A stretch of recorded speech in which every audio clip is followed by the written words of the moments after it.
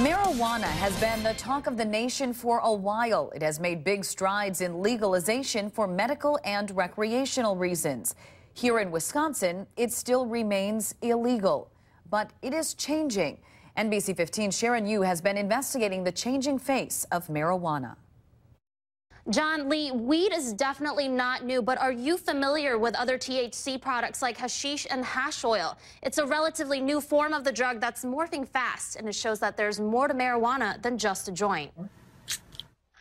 It's a drug of many names. Hash or hashish or hash oil. Wax, shatter, butter, crumble. So here's some marijuana. All referring to a marijuana extract that police have been seeing since 2009. Lieutenant Jason Friedman has been with the Dane County Narcotics Task Force for 5.5 years, and he says finding hash oil is not unusual. We don't focus on marijuana, but again, the marijuana people we focus on tend to be the bigger dealers, and at least a couple of times a year, maybe more, we're finding quantities of the oil. The forms this oil comes in are as diverse as its names, using the resin that comes from the bud of the marijuana plant. It can be in a couple of different forms. It can be kind of in a sticky, gooey, almost like a paste or a glue, that kind of consistency.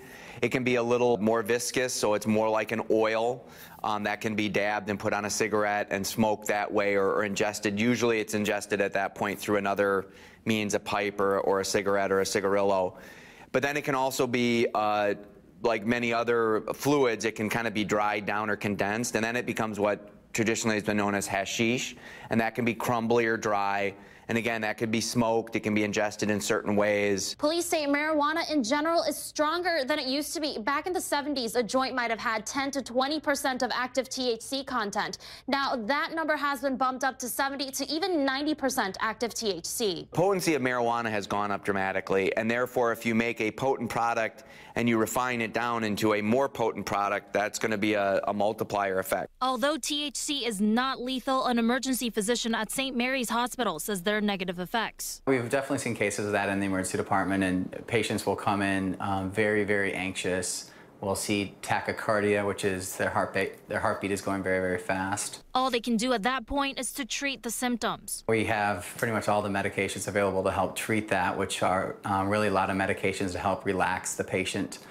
Because that's the biggest concern when they come in, is they're paranoid and they can be unsafe to themselves or others. Despite physical risks, Lieutenant Friedman says in a city like Madison, the narcotics culture is ever changing. Madison's a very cosmopolitan city.